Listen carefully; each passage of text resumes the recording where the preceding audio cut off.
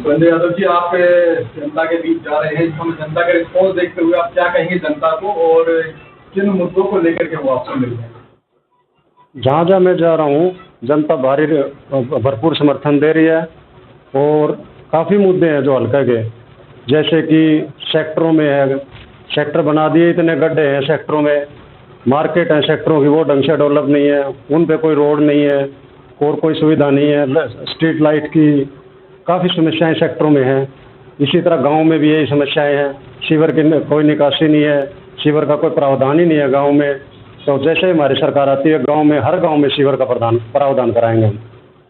किसानों के ऊपर जो आंदोलन के समय में जो केस हुए थे या किसानों के ऊपर जो समस्या हुई थी, उनको लेकर के आपका क्या कहना चाहते हैं किसानों से संबंधित? ये जो बीजेपी सरकार ने किसानों को 700 किसान मरवा दिए हैं, इन किसानों को हम शहीद का दर्जा देंगे, क्योंकि इन किसानों की कोई गलती नहीं थी।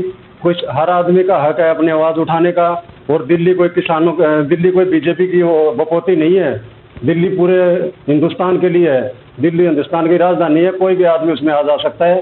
तो ये जो बीजेपी सरकार ने अत्याचार किया है, इस अत्याचार में जो हमारे 700 किसान शहीद हुए हैं, उन्हें हम शहीद का दर्जा देंगे, और उनके परिवार से एक आदमी को सरकारी नौकरी देंगे, और जितने मुकदमे इन किसानों पे दर्ज हुए हैं वो सारे मुकदमे वापस लेंगे। किसी तरीके से कोई मुआवजा राशि भी दी जाएगी?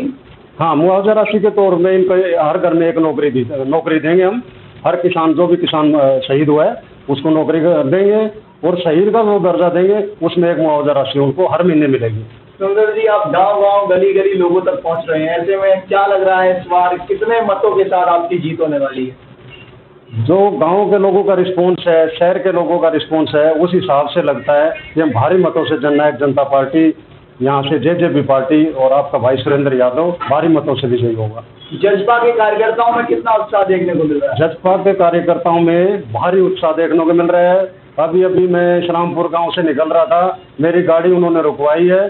सरपंच, गांव के सरपंच हैं, मोदी आदमी बैठे थे 15-20, डक्टे से गाड़ी रुकवा के उन्होंने मेरा स्वागत किया है, पगड़ी बनाई है, और मैंने उनको पटके बनाए हैं, और खुश हुए हैं, और बोला है जी अब की बार काम होगा, जननायक जनता पार्टी की सरकार आएगी, भाई दुष्यंत चौटाला जब सीएम बन जाएंगे, युवा नेता हैं, वो काम करेंगे।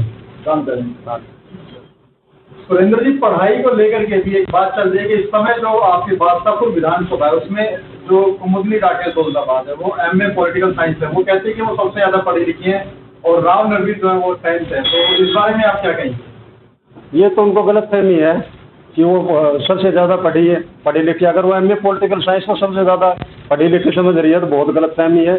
मैं पीएचडी हूँ LLB में, वकालत में, कानून में पीएचडी हूँ मैं। जननायक जनता पार्टी ने कहा है कि वे किसानों के लिए इस बार काम करेगी, तो क्या आपको लगता है कितने आपको दिखाई देते हैं कार्यकर्ता के तौर पर कि जननायक जनता पार्टी काम करेगी? मैं सबसे पहले किसान हूँ, उससे पहले मैं फौजी हूँ, फौज से पेंशन आके मैं खेती करता हूँ। और देखो, भाजपा गवर्नमेंट ने, भाजपा सरकार ने जो किसानों के लिए काम किया है जी, बड़े बड़े ऐप बनाए हैं, जिसमें फसल बीमा ऐप, मेरी फसल मेरा ब्यौरा, किसानों के खाते में 2-2 हज़ार रुपये बोनस डालना, किसानों के खाते में 6-6 हज़ार रुपये डालना। अरे भाई ये बताओ, किसान को उसकी फसल का सही पैसा मिल जाए तो 2,000 रुपये 6,000 से क्या होगा? आज 6,000 रुपये ट्रैक्टर में डीजल लाओ सुबह, वो दोपहर तक ख़त्म हो जाता है। इस फायदे से किसान का कोई फायदा होने वाला नहीं है। किसान को उठाओ, उठेगा कैसे? उसकी फसल का सही मुआवजा मिले। इन्होंने कहा था कि हम स्वामीनाथन आयोग का लागू करेंगे, कहाँ किया? बस MSP दे दिया। MSP भी उस किसान का बिकता है जो बेचारा पोर्टल पर जाता है, जो किसान अनपढ़ है उसकी फसल कहीं नहीं बिकती। और आप कहो ना पढ़ा लिखा अनपढ़, अभी कुछ दिन पहले आपने सवाल पूछा था भाई एडवोकेट से, ताऊ देवलाल बहुत पढ़े लिखे नहीं थे शायद, और वो उनको पूरा वर्ल्ड जानता है, और चाइना ने उनको बुलाया था कि हम उस नेता को देखना चाहते हैं जो किसान नेता है, जिन्होंने पूरे हिंदुस्तान में तहलका मचा दिया था। पढ़ाई लिखाई से नहीं होता, ये होता है ज्ञान से और जनता के जुड़ने से। जो आदमी जनता की समस्या जानता है और जो जमीन से जुड़ा हुआ है वही नेता बनता है। 5 तारीख का बटन दबेगा और 8 पर रिजल्ट आएगा, इसमें ज़्यादा बड़ी बात बोलने की जरूरत नहीं। और पूछो। अगर जननायक जनता पार्टी की सरकार बनती है तो क्या आपको लगता है मुआवजा आपकी सरकार देगी? जननायक जनता पार्टी की अगर सरकार बनती है हरियाणा में और डिप्टी सीएम जो हमारे पुराने चतुर्सेन चौटाला सीएम बनते हैं जी। तो वो कारनामा करके दिखाएंगे जो ताऊ देवलाल ने भी नहीं कर पाए।